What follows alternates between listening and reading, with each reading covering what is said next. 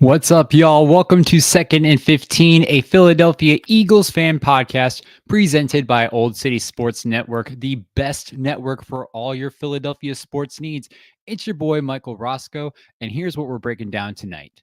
The Eagles moved to 2-0 in the preseason, heading into the last game against the Vikings. We'll talk about what hopes and concerns we have for that game. Plus, we'll recap the win against the Pats, what is going on with the offense in practice recently with injuries, and Jalen Hurts' crazy practice passing streak. But before all that, if you're watching on YouTube, please like and subscribe to the channel, which is just at Second and 15, and also turn on notifications so you don't miss a single moment of content. Also, don't forget to follow us on X, Instagram, Facebook, as well as the Old City Sports Network pages, which are also on all three of those social media platforms. Now, I'll be honest with y'all, I don't even have an NFL News of the Week segment for this week because there's just so much to talk about regarding the Eagles, and I really want to focus on that. But before I do all of that, let me give a quick shout out to our sponsors.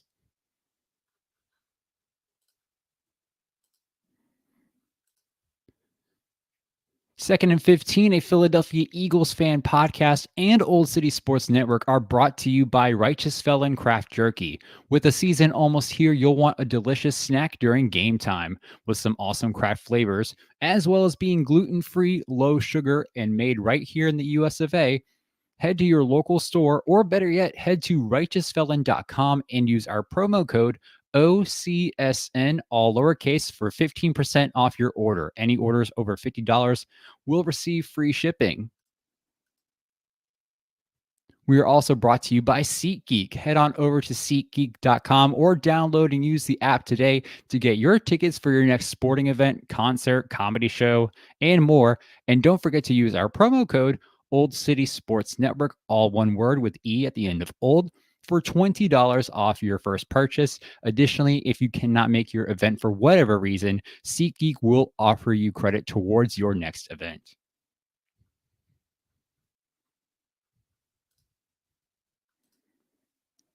Additionally, we are presented to you by Warlord Beard Oil. Head on over to warlordbeardoil.com and use our promo code Old Sports with an E at the end of old for 15% off your beard oils, wash, soaps, lotions, apparel, tools, so much more.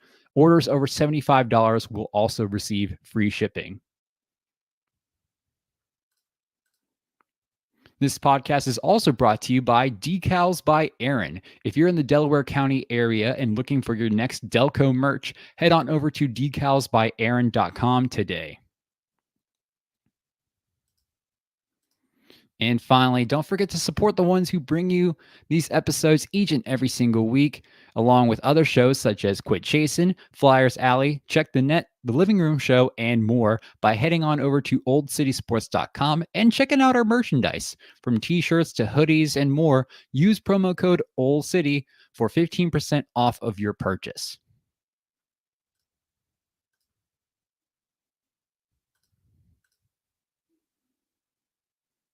All right, let's go ahead and break down this Eagles news that we got going on. There is so much that has happened this week. It's a lot to go through, but just hang tight and we're going to get through it all tonight. First up, we got some roster moves for the Eagles, one of which just occurred today on Wednesday. Eagles re-sign offensive tackle Gottlieb Oyedze. He was previously signed as an undrafted free agent out of Maryland, then released by the team earlier this month. In addition, Quarterback Tyler Hall lands on the IR list after an injury that he suffered. However, as of Wednesday, there's been reports circulating around that he is going to be released on an injury settlement. However, the Eagles have not come out and said that just yet on their website, but we'll keep an eye out on that. But to make room for Yedze, the Eagles released defensive back Mekhi Garner. Additionally, as of Wednesday, the Eagles bring back guard and center Jason Poe after waiving him earlier this month. And to make room for him, the Eagles waived tight end CJ Ozuma. I imagine with all the injuries occurring to the offensive line, which I'll get into later, they need to beef up the roster with more O linemen, bringing these guys back. And as for CJ, it kind of makes sense. His blocking, or lack thereof, I should say, in that game against the Patriots was atrocious and just a huge liability. And speaking of injuries, I'm not exactly sure what's going on the offensive side of the ball, but we have been seeing injuries left and right from offensive linemen to tight ends, and more recently in the running back room with Saquon Barkley. He didn't practice Wednesday except through individual drills. And apparently in Tuesday's practice, he was getting his lower back looked at / rubbed by the trainers. He didn't leave immediately for the locker room. He came out and signed some autographs, and he wasn't listed on the injury report for Wednesday, which sounds optimistic to me. But man, this O-line throughout camp, we've seen Landon Dickerson, Lane Johnson, Cam Jurgens, Mekhi Becton, Tyler Steen, Trevor Keegan, Matt Hennessy, and possibly even more that I can't remember at this point, dealing with some type of injury. And you got Steen, Keegan, and Hennessy still dealing with their injuries and not participating in Wednesday's practice. In addition to those three, there were 4 other offensive players dealing with injuries who did not participate in the final practice of training camp or were limited, which included Dallas Goedert with oblique injury, Albert O with his abdomen injury, and wide receivers John Ross and Johnny Wilson both dealing with concussions. But I just want to know why it seems like offensive players in camp recently have been made out of glass bones and paper skin. I know the defense has been amped up this past couple of weeks. It's been looking really good, which is when I feel like a lot of these injuries seem to start. Now, has the defense improved their physicality and it's just taking a toll on the players? Is it just growing pains from learning a new offense? Is it old injuries that are still taking their time to heal? I have no idea. But thankfully, we're still a couple of weeks away from an actual regular season game. So that gives me some time. That gives time for these players to heal up. And I'm hoping these injuries aren't that serious and that the trainers and medical staff are working tirelessly to make sure that these players heal as quickly but as efficiently as possible. We saw from last season, we do not want to rush injured players back in the game. We do not. Period. All right. Last week, we saw the Eagles take on the Patriots, and there was a clear quarterback winner on this night. And prior to watching the game, you may not have been able to guess who it was.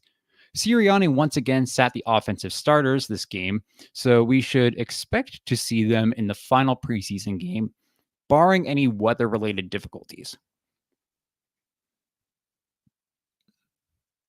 The first couple of drives for both teams aren't that great. We see the first notable play come at just 7 minutes left in the game in the first quarter, with Jacoby Brissett in the red zone firing a pass, which is intercepted by DB Avante Maddox for the Eagles from the safety position, runs for about 47 yards before going out of bounds. But honestly, in a regular season game, he would have taken that straight to the house for a pick six. He had too much space to not do so. But this gives the offense some more practice reps, which I think in preseason is super important, especially with what we dealt with last year. Kenny Pickett would throw a nice pass on third down to John Ross for a conversion. However, the drive would end with a 42-yard field goal from Jake Elliott. And Patriots kicker Joey Sly would tie the game up at 3 with a field goal of his own with 11 minutes left in the second quarter. Now, the offense would continue to struggle in the second quarter with Pickett leading, especially offensive lineman Max Sharping, who I believe normally plays guard, but he was playing left tackle and just getting beat every single time.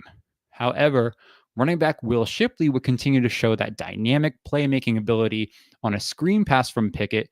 I know screen passes don't get the flashbacks, but he was dodging tackles left and right and getting good yards after contact, picking up 19 yards on a 2nd and 22. With 2 minutes left in the half, 3rd and goal, Pats QB Drake May rushes, avoids a tackle from defensive back James Bradbury. Shocker, I know. For a touchdown. Pats up 10-3. Now, going into the third quarter, Eagles quarterback Tanner McKee would take over and makes a name for himself, dropping an absolute dime to tight end EJ Jenkins for a first down. However, they fail on a tush push attempt on 4th down after McKee bobbles the snap. On the next offensive drive for the Eagles, McKee would drop another dime, this time to wide receiver Joseph Ngata for 10 yards and a first down, but would fail to make anything of this drive. Defensively, we see edge Nolan Smith get a monster sack on Drake May. Going into the fourth quarter, Will Greer in at quarterback for the Eagles drops back and passes to tight end EJ Jenkins with a fantastic leaping catch for 19 yards. He got some air on that catch. I'm telling y'all, you'll have to go watch that. However, this drive would end with a Jake Elliott field goal. Birds still down 10-6. The Pats would finish their next drive with a field goal, increasing their lead to 7. For the Eagles, Tanner McKee would make a return as a quarterback, which I found surprising. But I guess with what they were playing with, they said, let's see what he got. And he leads the offense down the field with great plays such as a 10-yard and 28-yard passes, both to wide receiver Joseph Ngata once again. He had a hell of a night, I'm telling y'all. This drive would end with a Kendall Milton 1-yard rushing touchdown, and they decided to go for 2. This would be successful as Tanner McKee finds wide receiver Anais Smith in the front corner of the end zone for the 2-point conversion. The Pats would be unable to score on their next 2 drives, the last ending with a fumble from quarterback Bailey Zappi, recovered by linebacker Brandon Smith of the Eagles. The Birds win 14-3. Now, this was an interesting game to watch. I really didn't think it was going to be that, I don't want to say on the edge of my seat, but it definitely caught more of my attention. I feel like, it's preseason. People don't pay a whole lot of attention unless you're a super avid fan. But even some analysts were like, this was a closer, pretty intense game for a preseason game. So looking into all this, I'll give you my players who I believe their stock is rising and who their stock is falling after this game. So we're going to start with the stock rising, and I first got to give it up to quarterback Tanner McKee. I mean, if you watch this game, it was pretty freaking obvious. He made a strong contention for quarterback 2. Now, even though head coach Nick Sirianni, when asked about the backup quarterback situation, he stated, quote, Kenny Pickett is quarterback 2.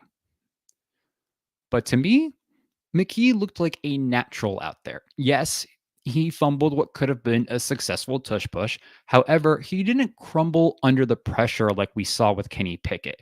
Now, mind you, this was also with the same offensive line that Pickett was getting pressured under and ultimately sacked on a few plays. Everything that Tanner McKee did just looked natural. His passes were timed perfectly, and they were perfectly placed into the receiver's hands. He was aiming for the numbers, not in any obscure place where it'd be difficult. You can probably say, no, it was Will Greer. Never mind. I was going to say the EJ Jenkins catch, but not in any obscure place where it'd be difficult for the receiver to catch. McKee would finish 25 for 31 for 179 yards and a 97.4 rating. The next player who I believe their stock is rising is tight end EJ Jenkins. This guy, he came out of nowhere this game. He had at least 2 awesome catches, including that leaping catch. He finished with 5 receptions for 47 yards. Now, with the release of CJ Uzomah, Jenkins can solidify himself as the tight end 3 behind Grant Calcaterra and obviously Dallas Goedert. The next player I have on my rising stock is, once again, running back Will Shipley. This man can just do it all. He continues to show the work he's been putting in and fighting for his job, which personally, I think he should have the running back 2 job in the bag. I'm assuming they're going to go with Kenny Gainwell. He's a great player. They've have experience with him at running back too, but I could see Will Shipley pushing him out of that job in the middle of the season if he continues to play that the way he has been. He would finish with 5 carries for only 15 yards, but with also 4 receptions for 41 yards. Next I have on here is wide receiver Joseph Ngata. Compared to last game, Ngata showed up. He looked very physical, caught all 5 of his targeted passes for 88 yards. Now, I do believe it is still a long shot for him to make the roster. He was in this position last year. I can see him being a valuable practice squad guy and be able to be called up and do the job if he is called up. All right, my last rising stock player I have on here is none other than linebacker Nakobe Dean. He was the highest graded Eagle in that game with a flat 90 rating, logged 5 tackles. Just noticeable improvement from the first game. He has been doing much better in camp than we were seeing. He still tends to struggle in pass coverage. It's not his strong suit, but he's definitely still making that contention for making a name for himself. He's trying to be the player that people expected him to be and possibly more than that. All right. Now for my falling stock players. The first one I have on this list is quarterback Kenny Pickett. Unlike McKee, Kenny Pickett struggled with the defensive pressure. Granted, the O-line really didn't help him out much, but if McKee is able to escape the pressure and get the ball out for big gains, then the guy who's supposed to be quarterback 2 should be able to do as well. It was not a strong game for him. He really has to make improvements in this game against the Vikings, or else I don't know if people are going to think this trade was worth it. Next, I have defensive back James Bradbury. Flashbacks from last year, y'all. Missed tackles left and right, including one that would lead to a touchdown from a rookie rushing quarterback. It's like he's lost all tackling fundamental skills. If he didn't have that big contract under his belt, I would be very surprised if he made the roster. Final player I have on here is offensive lineman Max Sharping. The tape says it all. Again, he plays guard. Not sure why they had him at tackle, but after that game, he shouldn't ever take a snap at anything but guard again. Not a great show out of Sharping. All right, y'all, switching gears. Everyone's been talking about it. Analysts left and right, Nick Wright, Barstool Sports, whoever. We're talking about Jalen's practice passing streak in camp. Now, as of Tuesday, he had made 301 pass attempts, all without an interception and around a 77% pass completion rate. But on Wednesday, after 305 passing attempts on that 306th, Hurts threw his first interception on the final day of camp, mind you, because the next 2 days are going to be walkthroughs, in which Darius Slay blew up the route of the receiver and made the interception. Now, of course, this is practice, so you got to take that into consideration. However, realistically, you got to admit, when you think about the variety of passes he's actually been throwing in camp, it's pretty impressive. But of course, you got the haters, like Nick Wright, who are complaining that it is too few interceptions. This is the same man ripping Jalen last year for too many interceptions, mind you. And Wright mentions his 2 hypotheses as to why Jalen hadn't thrown a pick up until this point.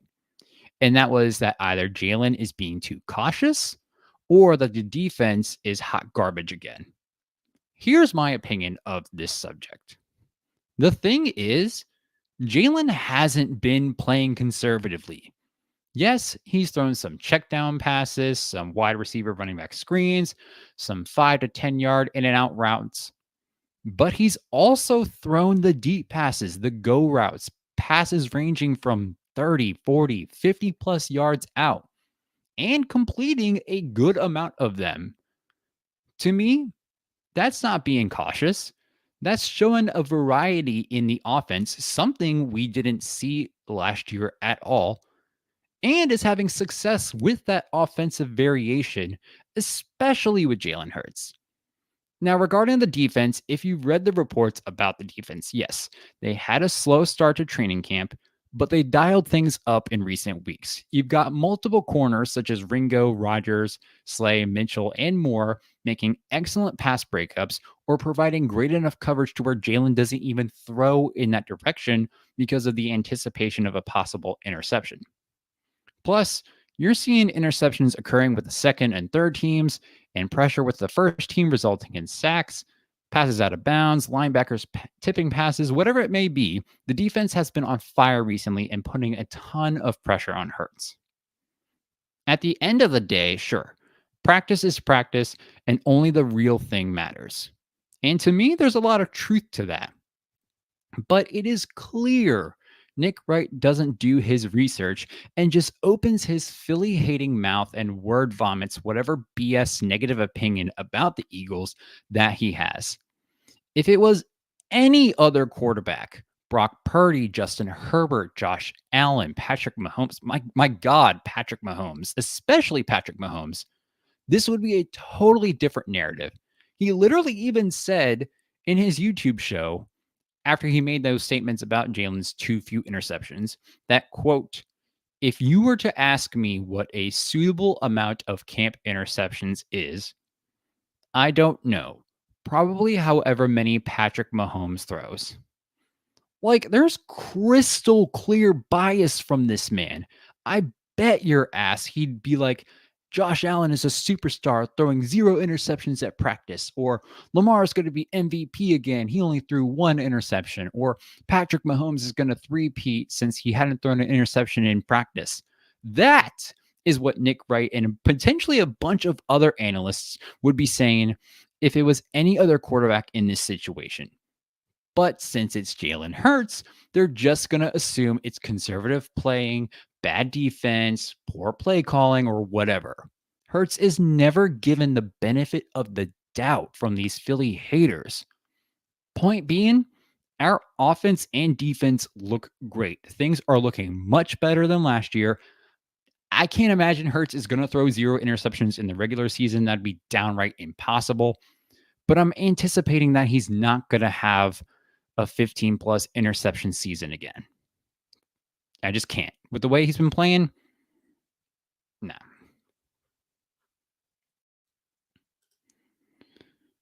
All right. Looking at the preview of the final preseason game, the Eagles versus the Vikings. The Eagles will close out the preseason at home against a familiar team, that in the Minnesota Vikings. And with everything that's been going on so far in camp, the previous preseason games, and everything leading up to the final roster cuts, here are my hopes and concerns going into this game. Starting with the hopes, my first hope is that we get to see the starters for only like a series or two.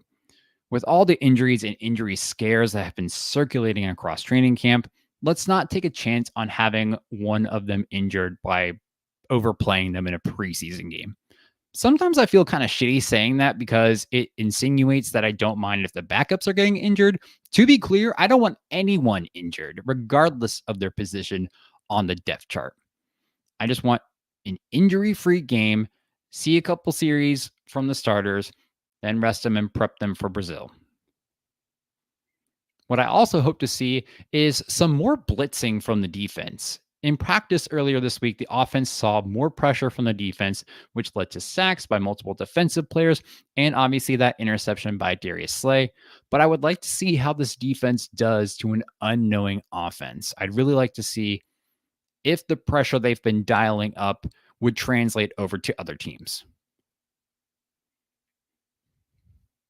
My other, probably last biggest hope that I see out of this game is that we get to see a lot of Cooper DeJean in action. Now, Wednesday, he told reporters that he will be playing in Saturday's game. I think this is something all Eagles fans have been hoping to see, especially since he's missed 11 practices with that offseason non-football related injury. And since his return, they have had him at nickel corner and outside corner. And I would love to see what he is able to do against an opposing offense. Apparently, he didn't have the greatest practice on Tuesday. The majority of his practices since his return have been from injury have been good though, and he beat Covey in one-on-one drills in practice on Wednesday. He has seen some first string reps, but mostly second team snaps at the nickel and outside corner positions. So I'm hopeful we'll see him in some preseason action and see what this man can do in the NFL. Moving on to my concerns going into this game are, of course, the injuries. We've seen a lot of injuries and scares in camp so far, especially with our offensive line. I'm concerned that as we go into this final game, that more injuries are possible. But I'm going to manifest an injury-free game / rest of the season. It's been a lot already. There's no need to pile more on top of that. Please, I'm begging you. My next concern is Kenny Pickett's value. We've seen the third string quarterback outshine Kenny Pickett in the past couple preseason games. We traded for Pickett with the expectation of jumping right into being that guy to back up Jalen Hurts. Granted, Pickett struggled under pressure with guys on the offensive line who are either further down the depth chart or won't even be on this roster at the end of next week. I feel like we wouldn't see Pickett perform as badly as he did behind our starting offensive line. Regardless, he needs to make major improvements in his decision-making abilities, timeliness, as well as getting out of the pocket. It's all got to improve for me to be less concerned about his value on this team. Another concern I have is defensive back James Bradbury. I have him as a concern because we all saw how he played against New England. It was bad. I'll be blunt. It was bad. My concern is not only that if he continues to be this bad, it makes our safety depth less reliable, but it also draws the concern of what if he gets cut? Sure, we'd have a poor performing player off of our roster, but at what cost? Well, it could be bad for maybe the first couple of years, but maybe not after that. According to Over the Cap, cutting him now that it's past June 1st, the Eagles wouldn't be saving any money with this year, but it would cost the Birds around $10.9 million in cap space, along with anywhere ranging from $8.3 to $15 million in dead cap, depending on the source that you look at. After this year, if we don't see improvement, Philly is going to have a tough decision to make.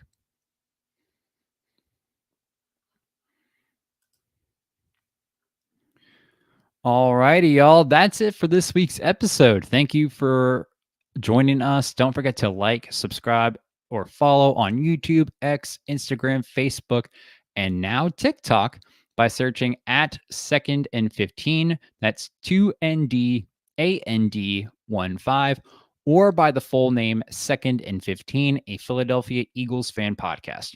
You can also find the audio for each and every single episode releasing Thursday mornings on Spotify, Apple Podcasts, Amazon Music, Player FM, or wherever you get your podcasts. We'll see you all next week. Enjoy the final preseason game this Saturday at 1 p.m. Eastern Time, and we'll see who makes that final roster. These are all topics that we will dive into in that next week. Don't forget to stay fly like an eagle, and as always, go Birds.